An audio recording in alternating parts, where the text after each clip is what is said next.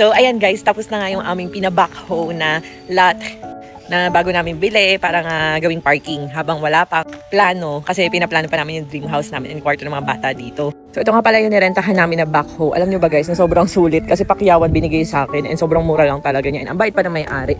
Unlike yung dati naming nabook, pinagkaisahan talaga kami. Siguro dahil na lamang ako si Rosmar, sobrang laki ng siningil sa amin kaya nadala talaga ako mag-hire ng mga ganyan. Pero guys, ayan, i-refer ko sa inyo kung sino yung gumawa nito. Ayan, para pagka gusto nyo magpapatag ng lupa, magpakalat ng graba. Ayan, pinatag nila yan ha, tapos kinalat pa nila yung graba. Sobrang bait talaga lalo na ng operator. So ito yung backhoe nila. Akala ko matatagalan dahil maliit. Pero guys, sobrang bilis lang nilang ginawa as in parang like 2 to 3 days lang. Samantalang yung isang lot namin na pinaganyan before, inabot ng matagal kasi arawan. Tapos parang dinaya pa kami. Ako kaya ayan, ito kontakin nyo na lang kung magpapabackhoe din kayo. So ayan guys, dito nyo makokontak yung backhoe. Kontakin nyo na lang sila. Ayan, dito. Kontakin nyo na lang sila para ma-rent nyo din. Sobrang mura lang talaga guys.